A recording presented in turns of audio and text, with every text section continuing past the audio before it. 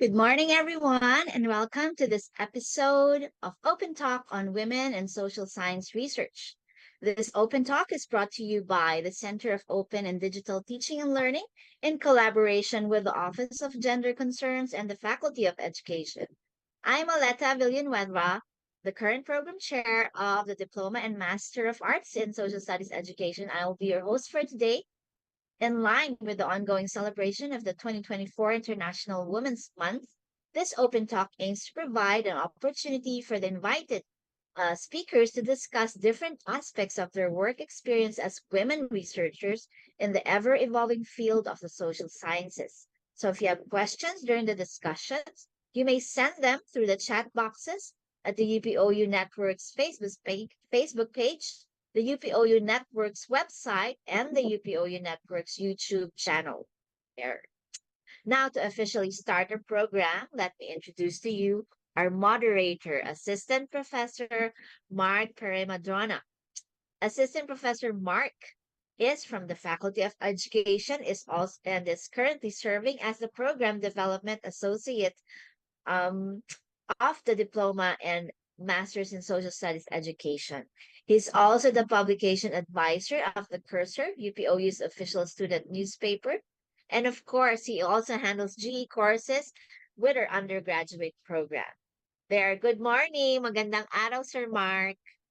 Thank you so much, Dr. Eleta. Good morning to all of you and to all our speakers and our viewers this morning. And today is a very special day, of course. And it's not only because this is already, can you believe it, the last working Friday of the month. Okay, we are proud to bring you this episode of Open Talk on women in social science research. And during this virtual roundtable discussion, our esteemed guests will talk about their career beginnings, best memories, and many more. So, without further ado, let me introduce to you our resource speaker for this morning, starting with Dr. Gloria Luz Nelson. Good morning, ma'am. Good morning.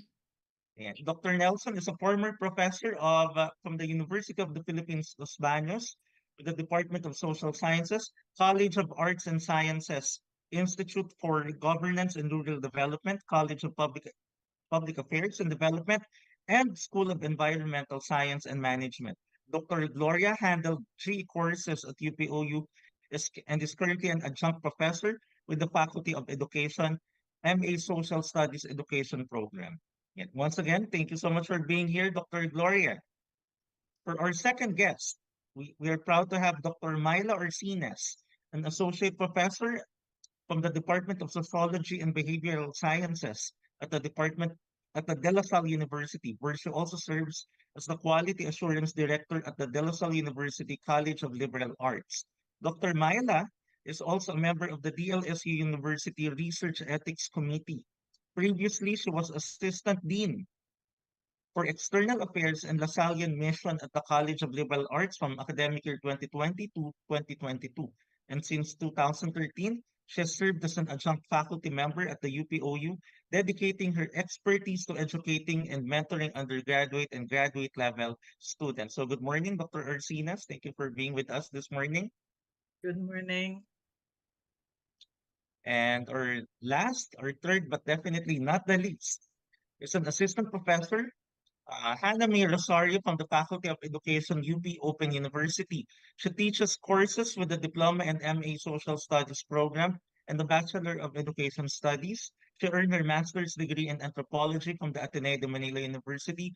Her research interests include medical and sociocultural anthropology, specifically teenage pregnancies, reproductive health, and gender issues. So at this point, let's all give our guests a virtual round of applause. And palakpakan naman natin yung mga guests natin this morning. And since we only have a limited time this morning for what we anticipate to be a very thought-provoking discussion, let's get started already. So you will all take turns in answering the questions. I'll start with Dr. Nelson. Hello, ma'am. Good morning once again po. Good morning.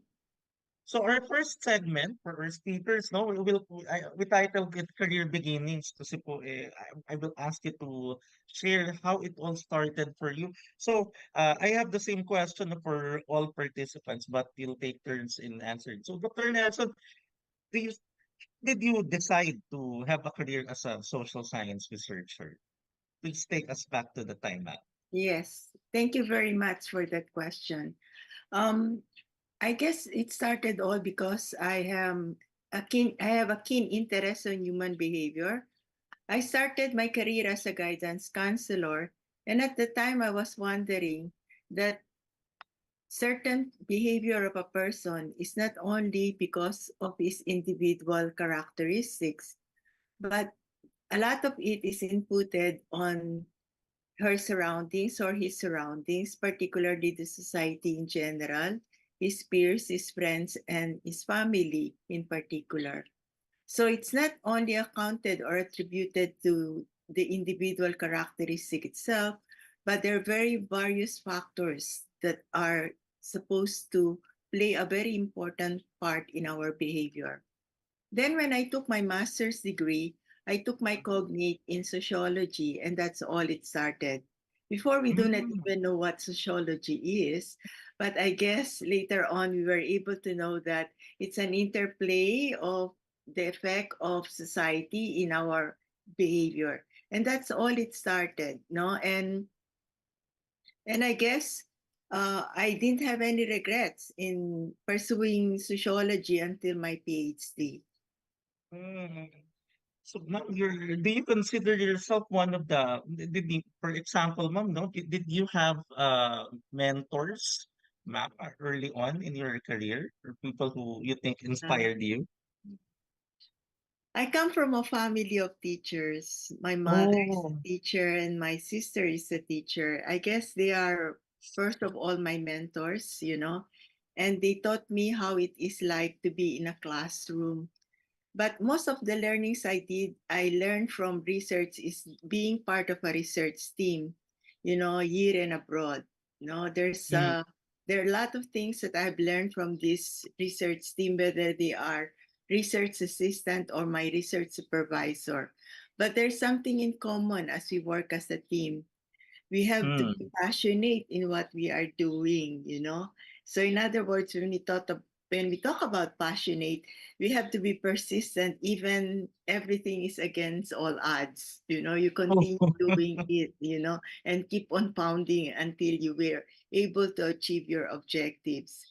So that accounts also to a lot of discipline, no? Mm. Discipline meaning to say to look at your timetable. Am I working on it? Am I delay? I am several months delay and so forth and so on. So these are the things that I learned being part of a research team, and I guess you consider them as my mentors because I learned a lot from them, not only from my research team, but also to the respondents and subjects that we have encountered along the way.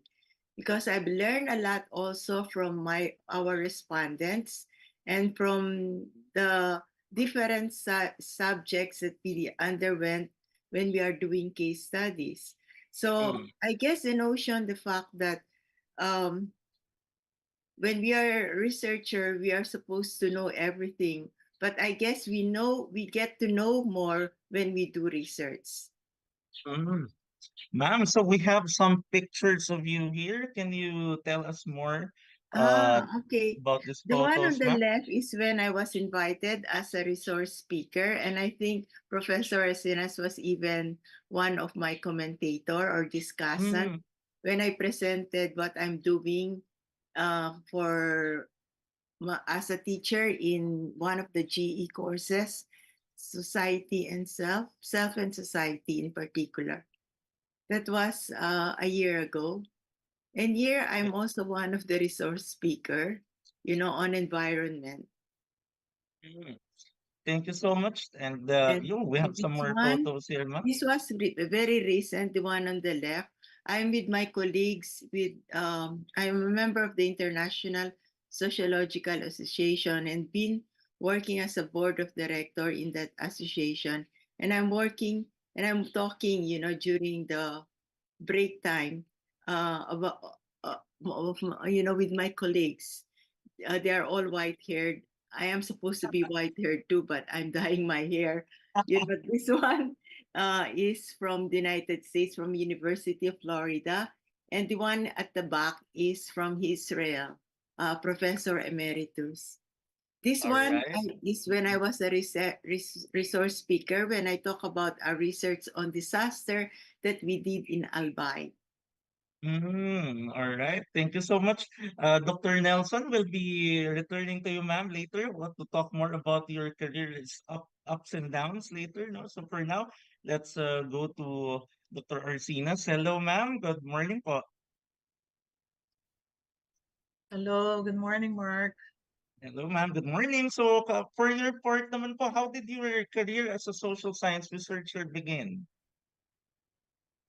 Um, at a young age, may passion na talaga ako in the social sciences. No, I love issues, okay, in society. I'd love to learn and, of course, understand, okay, issues in society.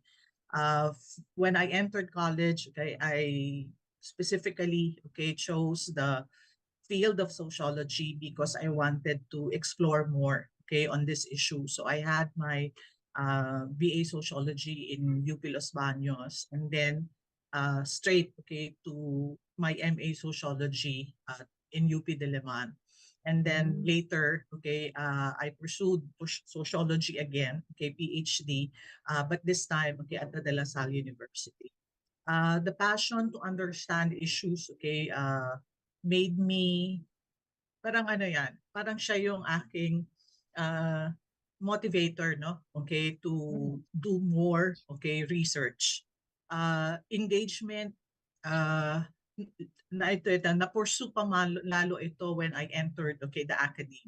Because being part Mm, of a research university, okay, you are also expected, okay, to engage in research. Being part of it, okay, would mean uh, choosing, okay, areas or directions, okay, wherein you would like to engage yourself. Very selected lang ang aking areas in social research. I value so much, okay, women and children, okay, issues. I love, okay, to look into the issue of ICT, organizational development, okay, but all through the years, okay, you would notice that the develop, okay, yung engagement natin into different, okay, types of research. Nag-specialize. Being into academe for 2 decades now, medyo marami na ring engagements, okay, to different types, okay, of research, able to publish, okay, as well. But all of this, okay, na-trigger, okay, by that impetus na at an early age, okay, I have the interest, okay, to understand issues, okay, and I would love to dig into it, okay. I want, okay, to understand, okay, why things, okay, were actually like that. And then in the end, okay, I wanted to do something, okay, from the questionings, okay, I wanted to do something. So what can be done, okay, what can be addressed, okay, given, okay, that issue. Pero mas, sabi ko nga, mas dahil merong opportunities, okay, for funding, okay, for networking. Of course, okay, being part of the research university allowed more, okay, opportunities for engagement, okay, to different types of social researches. Bonus na yung sinasabi nating mga publications, okay, because mm, these were actually output, okay, from your earlier engagements.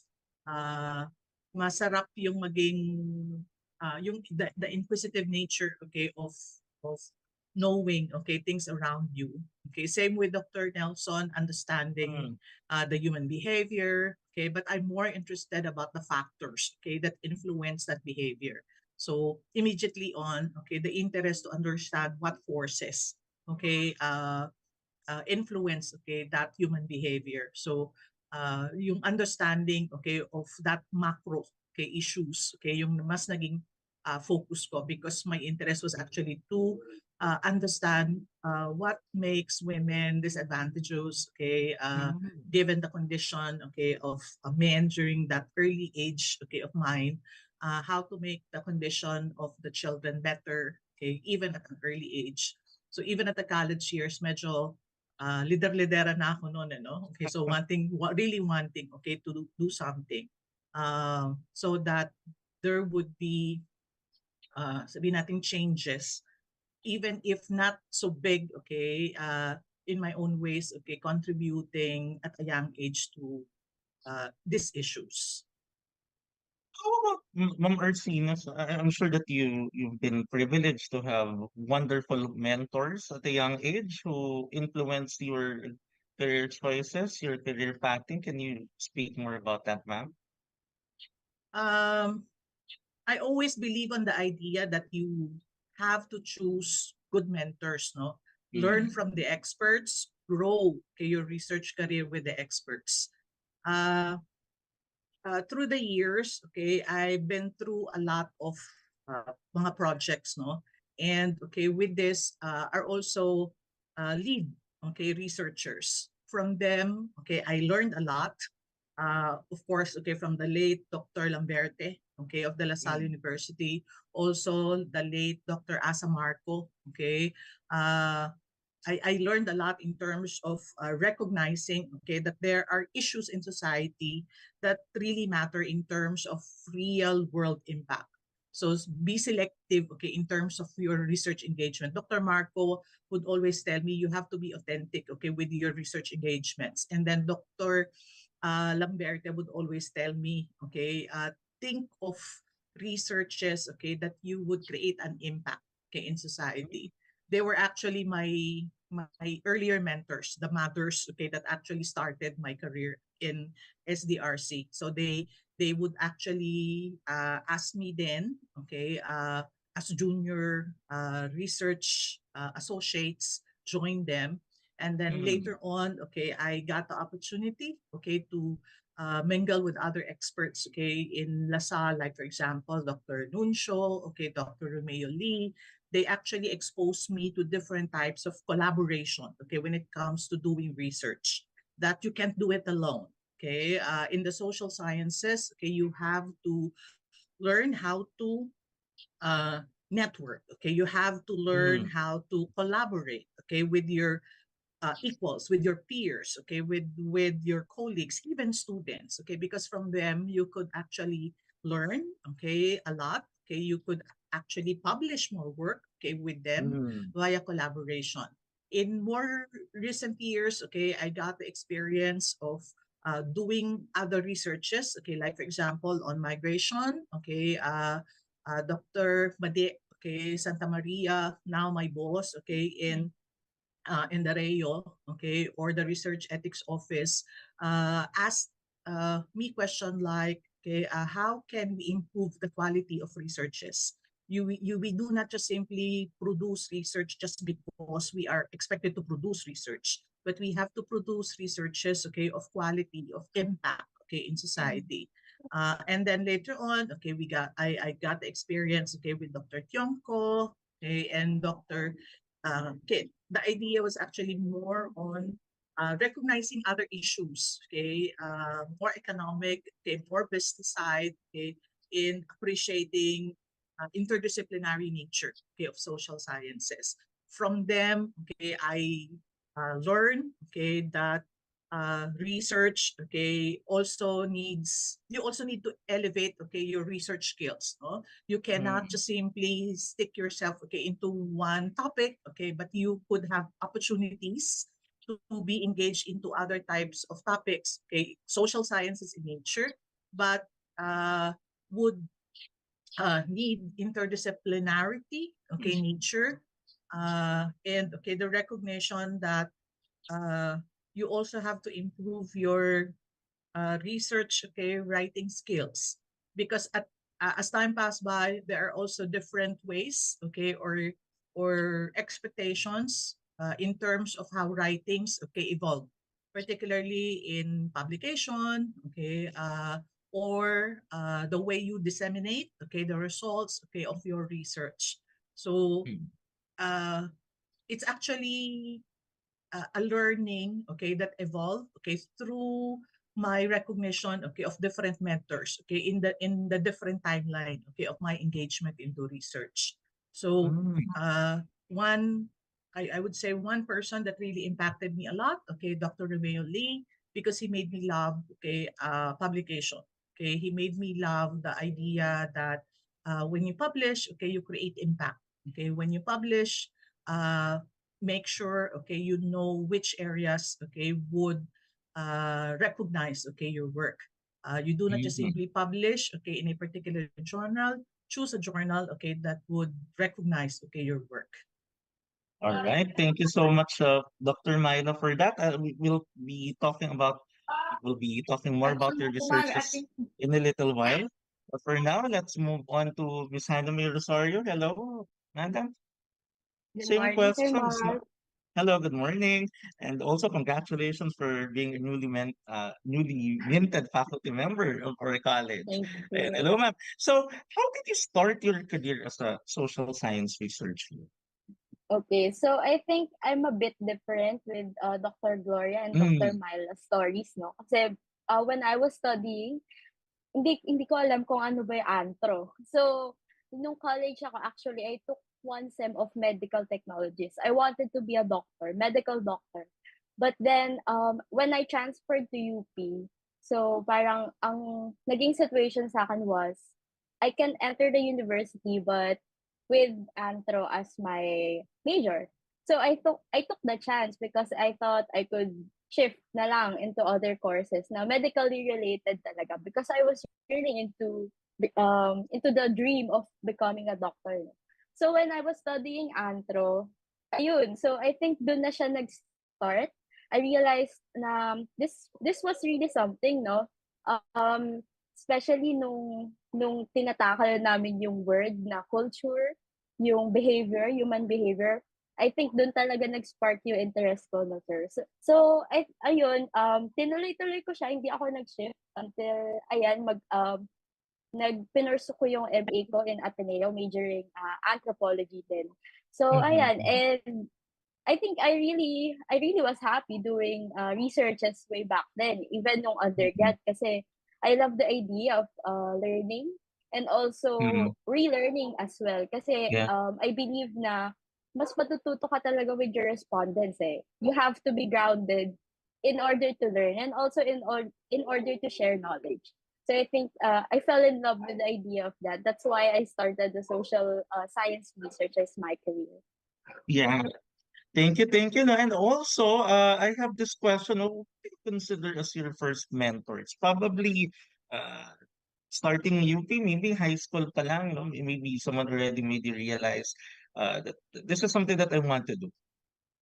Okay, so before kasi I really don't know what answer is, diba? So I think most of my mentors with the social research field is mostly yung mga profs ko in UP, Department Mm, of Anthropology. Especially Sir Bot Hocano, the son of the mm, late yes. Mm, Filipino anthropologist Felipe Hocano. Because of him, I was became interested in knowing what culture is more than the glitz and the glamour of the culture. Of course, we also dwell more on the practices, social practices, everyday living of people. So also when I started my masters, I had my mentor, which was who is Dr. Mary Racelis.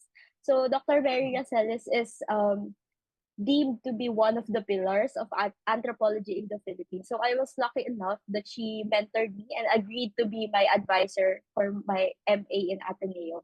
So knowing Prof. Mary, so she was really grounded and she taught me that I have to be confident in my research skills, especially when I was very interested in women's studies, because she told me that it really has an impact. It really produces impact, mm, especially with women.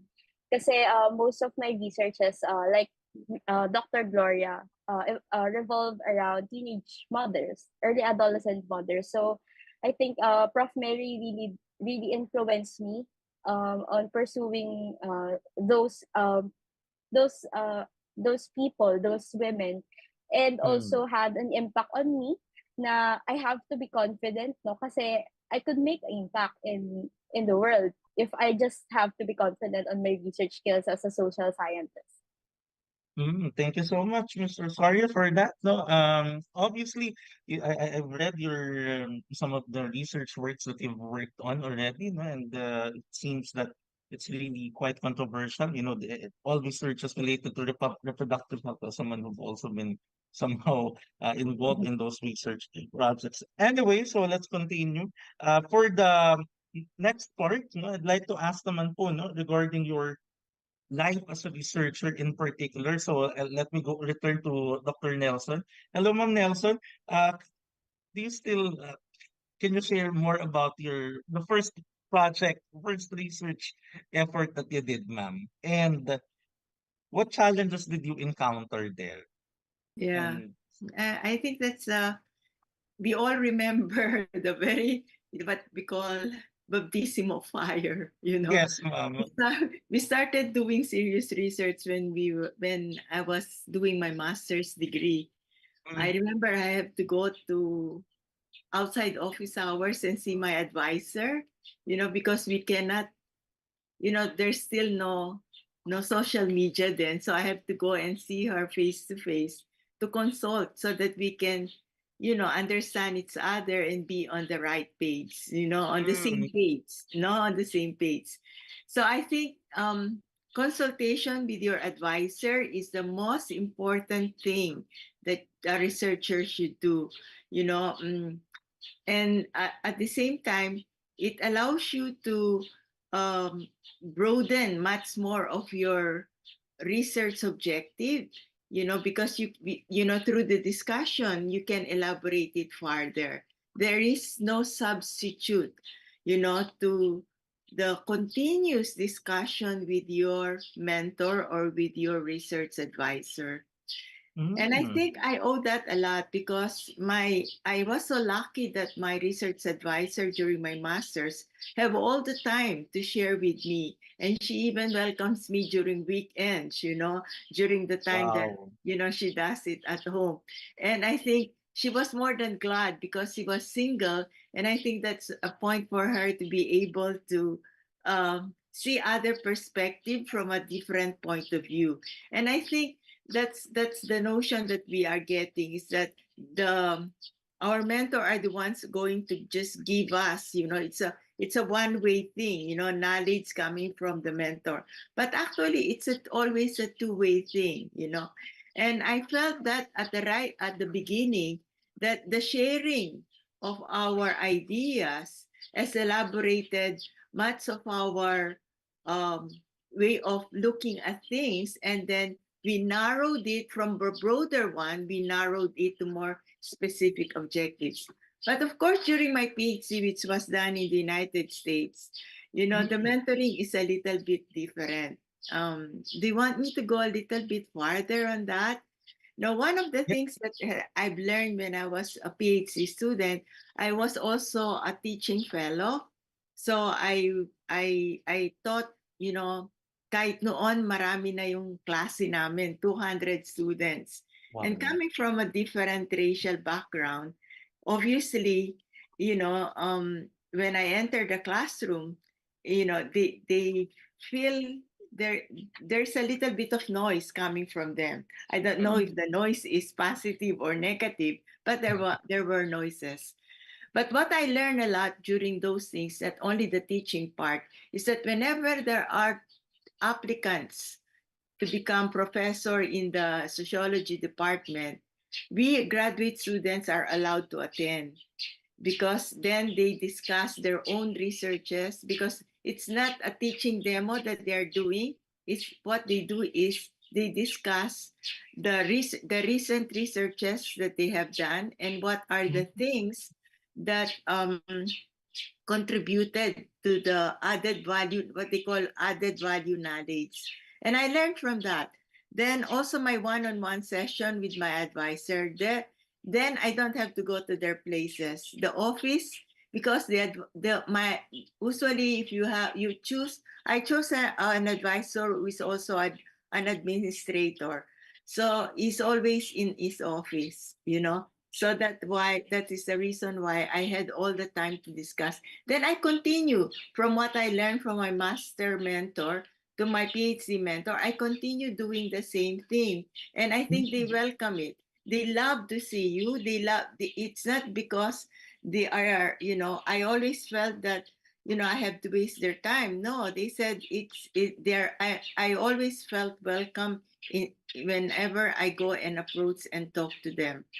Okay, so those are the things that I have learned while I was a student, and I was so eager learning new things. So every time they give me new readings, I absorb it so well so that I can discuss it with them. When I did my postdoc at Brown University, this is from the south to up north, the culture is a little bit different because then my mentor then was just a visiting professor. So that he has so limited time in coming to the university. So I have to write down all the notes that I have to talk to him, so that I can maximize my session with it. And that's what I did, and that's how I was able to learn from them. And one thing I like about all these mentors is that they are very appreciative. They do not felt that I know a little and they know more. They did not make me feel that way. So Mhm. it's a very encouraging one. So that is quite very important. It is not just what they are telling you to do, but I think it's the attitude that they show towards you is very encouraging to a budding researcher. Right. Here, I So, think Jen ma'am, is showing you the most recent researches. I think pareho kami ng interest ng teenage pregnancy. This is the second one I did on teenage pregnancy. The first one was a survey that I had done in Eastern Visayas among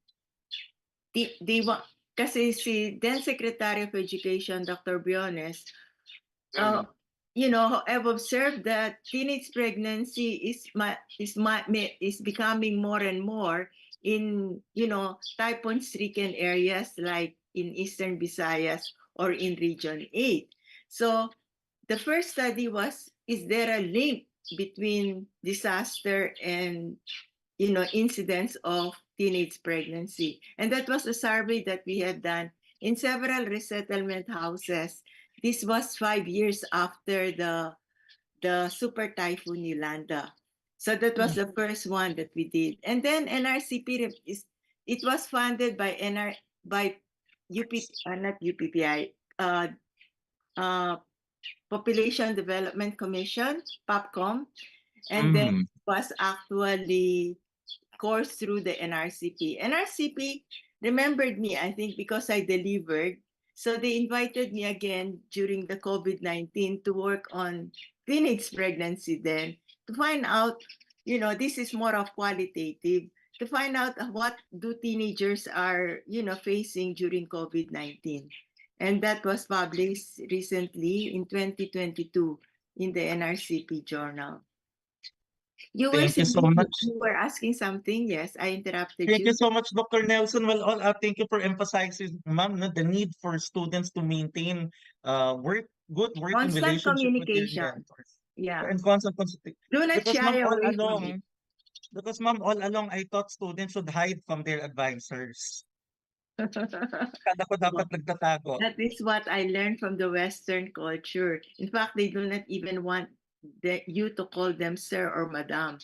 You address each other by first name. And I think that necessarily, when you address them by their first name, that necessarily, nawawala yung barrier between the status, being the teacher and the mentor, and that of what a researcher, a budding researcher. So that's what I learned. Kasi sa ating kultura, gusto lagi nating sir, madam, and everything. Mm. So in other words, kagad meron na tayong tinatawag na status differentiation, no?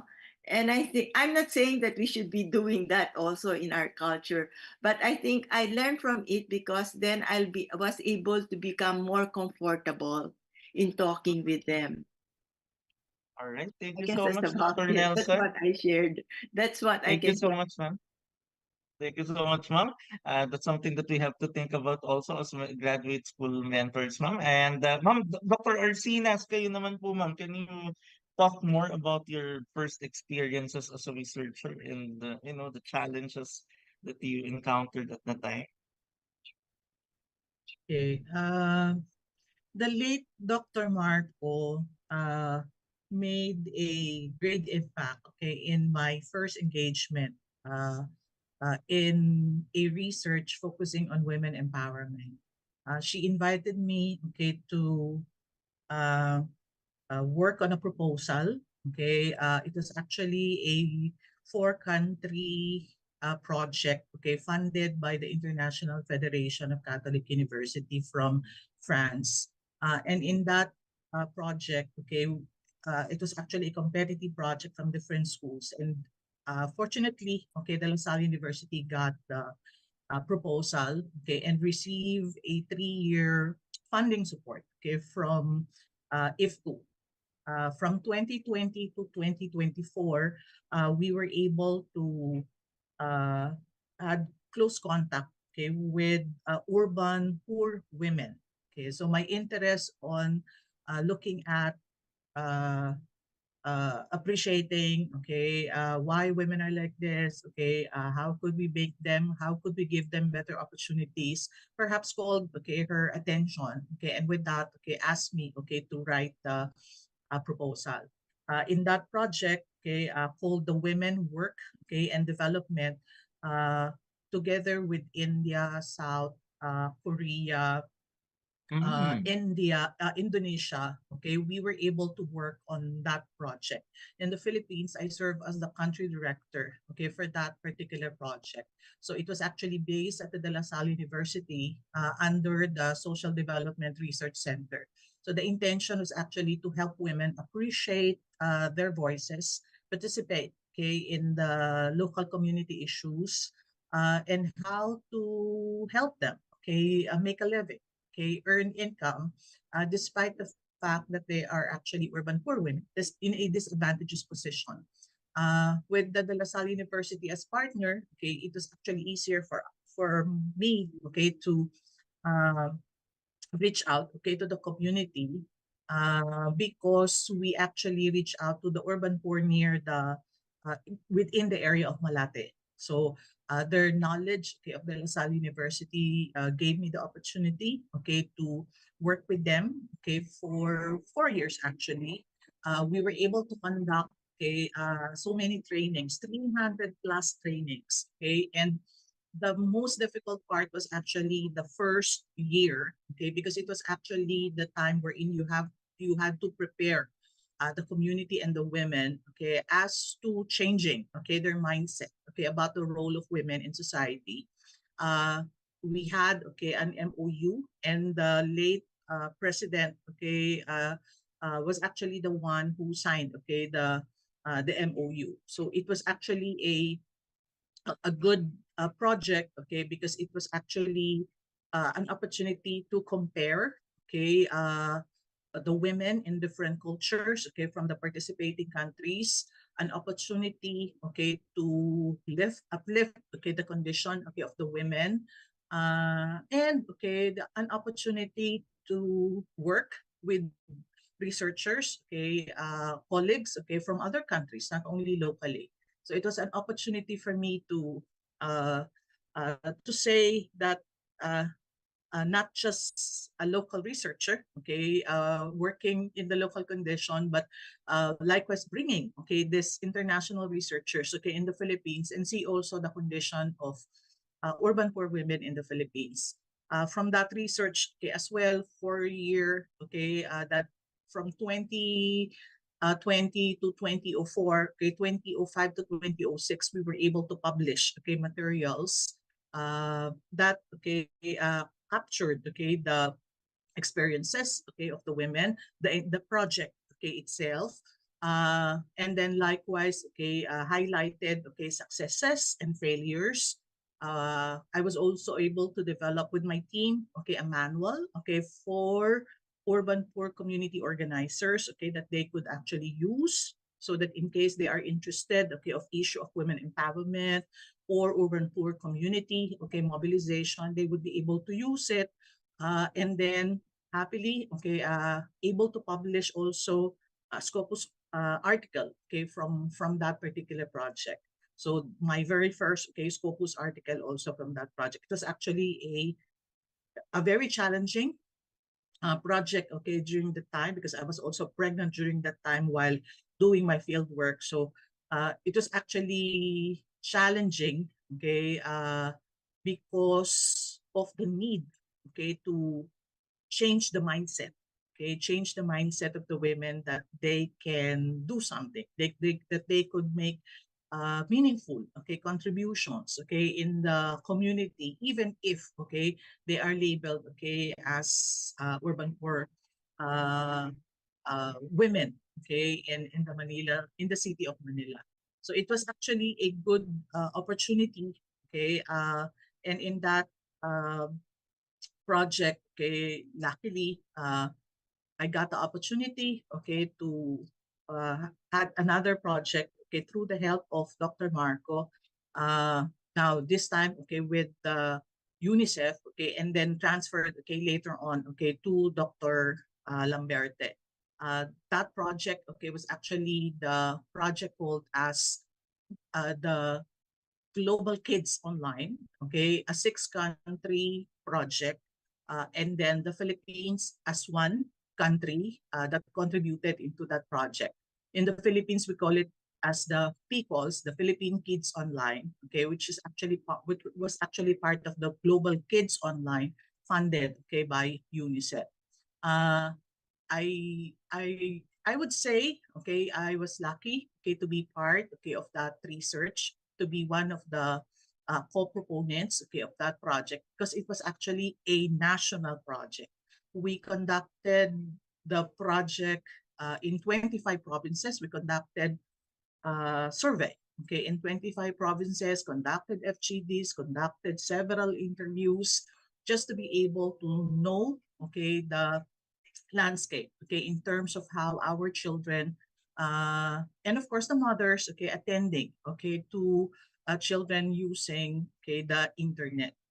It was actually to look into the benefits as well as the risk, okay, but it was also an opportunity for us to trace many of the problems, okay, and risk, okay, involving children, okay, using the internet. Okay, from that project, we were able to expose, okay, the OSAIC, okay, problem in the Philippines. Okay, OSAIC means the online sexual abuse and exploitation of children. Okay, and we were able to pinpoint provinces or specific areas from where OSAIC, okay, need to be given attention.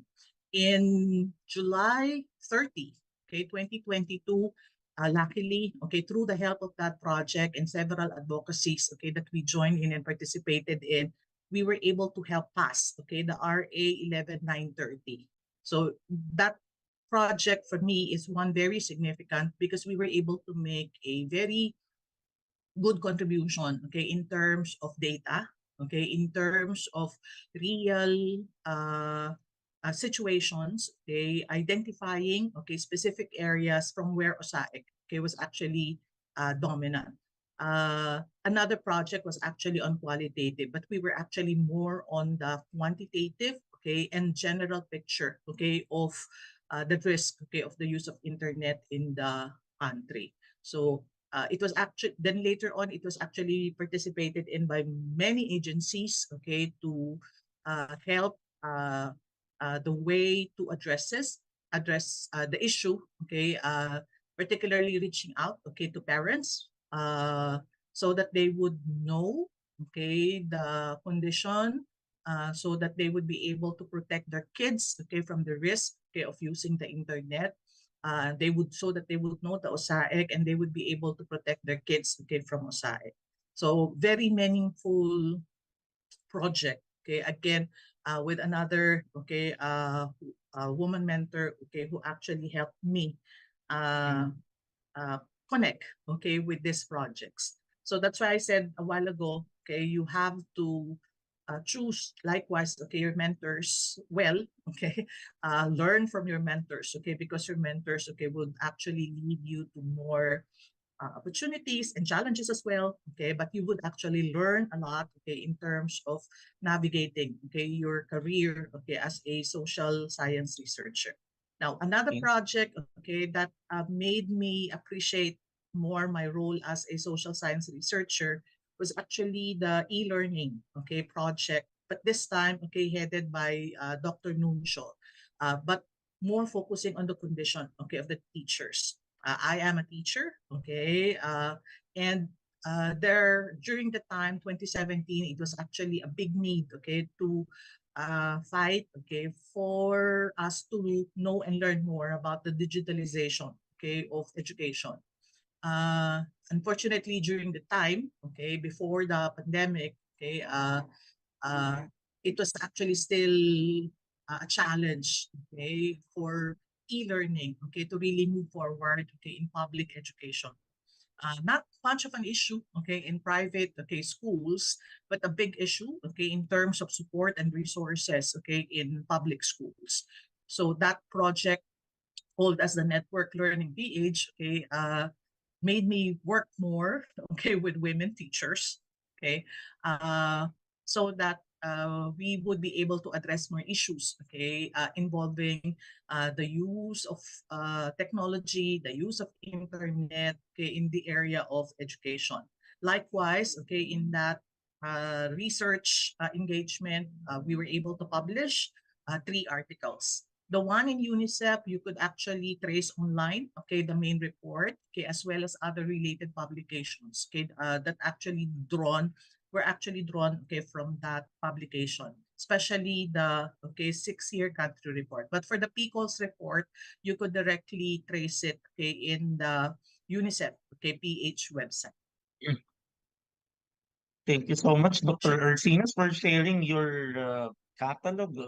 I'm sure you just shared the tip of the iceberg, ma'am. No, I'm sure that you were able to do so much more than what you were able to share this morning. But at least, ma'am, no, I hope that all these works will serve as an inspiration to our viewers that they also know, who knows, if they are able to set aside the time, because if they're in the graduate level, I'm Yes, sure they already because have the passion, no, but yeah, they just have because focus. there are also a lot of challenges that you have to face. No, those Yes, successes ma'am. you won't be able Mm, to have them, okay, without sacrifices. mm. You have to learn how to manage, okay, your time, and of course, funding source, okay, is of course a major concern. Good thing, okay, that my mentors, okay, led me to the right direction in terms of where to fund, okay, where to find the funding, okay, or the sources, okay, so that I would be able to get, okay, the needed support, okay, for my research interests. So as I mentioned a while ago, I love to pursue topics, okay, of my research interest. Yun bang tipong hindi ka tatagal ng 4 na taon okay, sa isang research project if you won't love it. Diba? Yun po, Yes. okay, kasi you really need to invest time, okay? And aside from that research, you do teaching, you have admin work, and of course, you have a family, wala ka ng social life, okay? Oh, So, these are things, okay, that you have to deal with. So, masarap ang mga research projects, okay? It would actually inspire you, okay? It would motivate you more as a researcher, pero may mga challenges, okay, that you have to attend. Okay, so later, okay, we would deal with that. thank you so much, Dr. Ursinas, now for Ma'am Rosario. Hello, ma'am, once again. Actually, I have Hello the same po. set of questions. Hello, ma'am. I have the same set of questions for you also. No, so talk about a bit, no, some of the research projects that you've done, probably from the earliest, or the most memorable ones. Okay. So I think I would focus on the teenage pregnancy, no. So yung interest ko with teenage pregnancy started nung nag-fieldwork kami as undergrads in Batanes. So as Mm, antro majors kasi, we are we should have fieldwork, a 1 month fieldwork in any areas kung saan yung area ng project director namin. So parang coincidence lang na yung project director namin was Ivatan. So, pumunta kami sa Batanes for that fieldwork. mm. So, undergrad kami niyan. So, 1 month kami Wow. dyan. So, one of one of my research dyan was yun nga, yung teenage pregnancy in Batanes. Kasi since IP sila, Ivatan sila, so I think it was really a good sample kasi walang masyadong researches about teenage pregnancy in Batanes. No? So after doing that field work, sobrang natuwa ako Ah. kasi parang yung feel na to talk with people, with other people, hindi na from Luzon, hindi from Rizal, hindi from, I mean, hindi from the center, from Manila, hindi from like Bulacan, like from other areas. So very fulfilling siya kasi masarap marinig yung mga stories ng mga bata. So I think it was really that time, it was also that time when I realized na I have the power to voice out their stories and also empower them in sharing those stories um, kasi nga issue siya dito sa Pinas na dapat natin i-tackle yung teenage pregnancy, no? So, yun din yung dun din ako nag-start nung nag-MA ako. So, very, very aligned kasi si Prof. Mary ay very known sa women's rights issue. So, it's very aligned siya kasi siya yung naging advisor ko at that time. And my first research as an MA was really about the dam in Bulacan. But then I changed my mind. So I think I thought of the teenage mothers nga nung nag-fieldwork ako sa Batanes. And then Prof. Mary said, why don't I focus on the early adolescent girls? So most teenage pregnancy stories kasi or researches focus on the 15 to 19, the older generations and not the 10 to 15. So that time wala pa rin masyadong researches on that. So doon ako nagdwell no for my MA thesis. So yun na nga yung early adolescent pregnancy. I did that field work in Tondo. So I think may pictures din ako doon with the next slide. So yun Yes, doon ako next slide. nag-field work.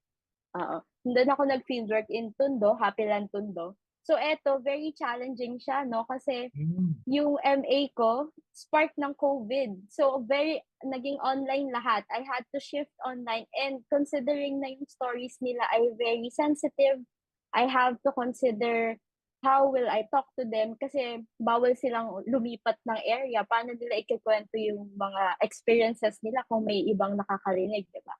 So I had to think of ways kung paano kukunin yung data safely and also yung maayos na data to write in my thesis, no?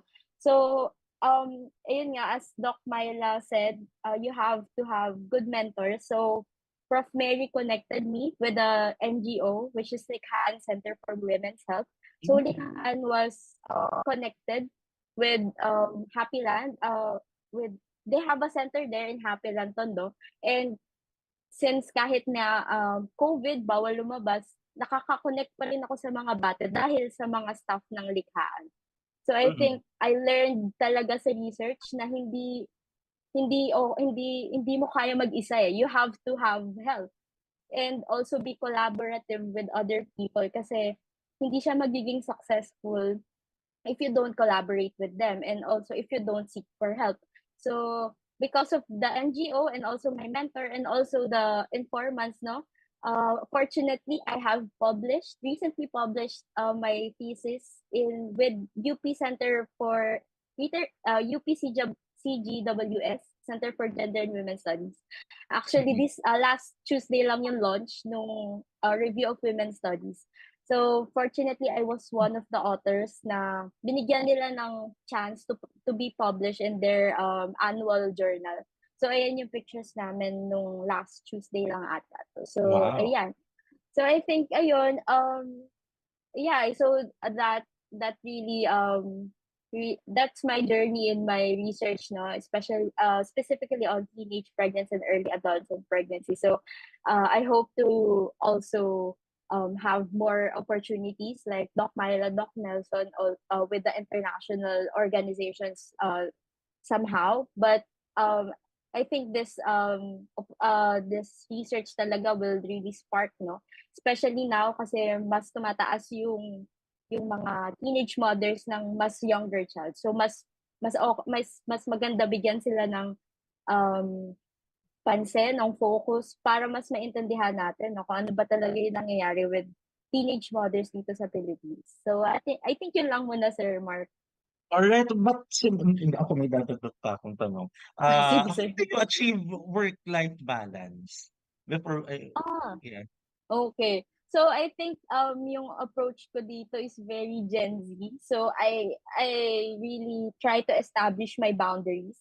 So Mhm. important yun kasi as women, I think we were taught to be just respectful, be okay with whatever, but I think boundaries talaga yung um dapat nating matutong ma-establish in order to have work-life balance. So what do I mean by boundaries? So as much as possible, I do work when it's work time. So from 8 to 6, 8 to 7. I mean my personal no. And also I plot my responsibilities, yung mga dapat kong tapusan, I plot them. And also I plant those things na dapat meron ding self yung mga relaxation, mga self Yeah. yeah.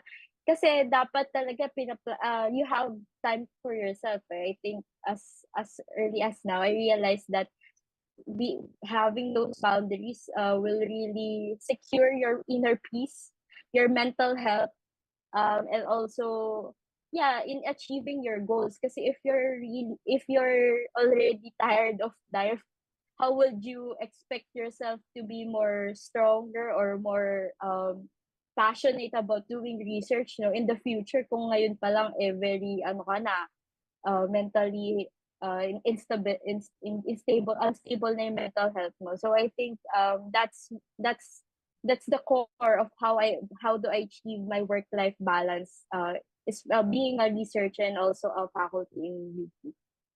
Thank you so much, Ma'am Hannah, for that. And see, Ma'am Myla. Ma'am Myla, you mentioned a while ago that you were actually pregnant when you were accomplishing one of your research projects. No? So, how difficult was it for you to achieve work-life balance at the time? And of course, Oh, lumalaki yung anak niyo, ma'am, no? So, okay. Yeah, mahirap ang social science research kasi meron tayong field work, no? So most of the time, okay, merong call, okay, for us to really go to the field, not just to gather the data, but to validate, okay, the data that we actually collected from the field. So at times it would have conflict, okay, with our schedule, okay, or even family meetings, family gatherings, okay, but you have to attend, okay, to your research commitments, okay, because you sign for it, okay. So importante yung commitment to that. So when I was still doing the Women Work and Development Project, uh, it was actually an opportunity also, okay, for me to have more connections, okay, with women. So seeing me, okay, as pregnant then, made them perhaps realize, okay, that, oh, okay, this woman leader is really committed, okay, to finish, okay, her project.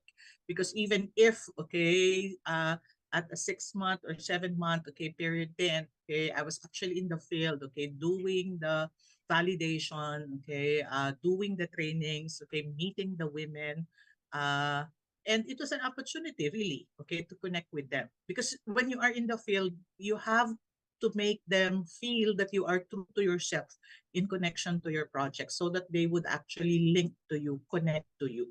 So it was difficult, okay, but there was also a time wherein you really have to do some delegation, no? Okay. mm, There are things that you can't do.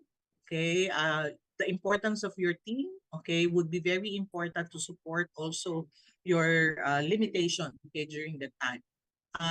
Nowadays, okay, I realize that you really have to uh, take advantage more of the power of delegation, okay, because you're engaged into many things now, okay, and you have to be very realistic in terms of setting, okay, your I goals. agree. Uh, Mm. Small successes, okay, you can accomplish things immediately, okay. At times you have to wait a bit, more patience, okay, for you to be able to accomplish more, okay, in your work.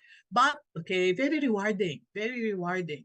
Okay, so as I've told you, mahirap maging isang social science researcher. Okay? Pero napakasarap ng feeling. Okay? Pag meron ng report, okay? Pag nag-share ka na ng findings, okay, sa community and they appreciate the findings of your research, at pag nakakapag-publish ka and you're being cited, wow, okay? That would mean you're creating an impact, okay, in the production of knowledge in social science. And yun yung reward ko in the end. Mahirap, maraming challenges, okay, but really, okay, you would enjoy the fruit of your work uh, at the latter years. You would realize for everything na gagawin mo, mag-multiply siya. No? For every good output, mag-multiply. Okay, so you establish yourself in the process. But of course, at a young age, maraming challenges. Thank you so much, ma'am. Dr. Nelson, on your end naman po, no, how did you deal with this, the need to have work-life balance, no? Okay, let's look at it in the Philippine context, no? Yes, Pag ma'am. babae ka, hindi ka lang nagtatrabaho sa labas ng bahay, you're also expected to do a lot of home work, home responsibilities. So ang tawag natin sa sociology ay double shift. Paglabas mo sa paaralan o sa opisina, kailangan mo ring magluto, kailangan mo ring mag-prepare ng dinner. And I think it was even much more for me because I was a single parent. So I had to be a father and a mother at the same time when I was a young researcher. So yun ang responsibilities ng isang babae na nagtatrabaho, whether you are a teacher or researcher, is to balance your time or to manage your time between your work and that of at home and outside of your home. And you wanted to be 100% in both. And sometimes it's very hard to accomplish that, no, because there are a lot of limitations on regarding this target goal of being a 100% good mother and a good researcher or a good teacher. So somehow or another, kung minsan, it takes away so much of your time at home. But as long as you find it that you are enjoying both, and I think you will be able to course through very well. No, so yung managing the time and balancing your time between work and your responsibilities at home, you take it one day at a time. No, now ang aking challenges din sa gagawa ng research, bukod sa mga sinabi ni Dr. Arcenas and Professor Del Rosario Ana, ay ngayon kasi involved ako sa isang research na ginagawa namin sa Nueva Ecija on rice farmers. Alam natin ngayon na ang rice farmers ay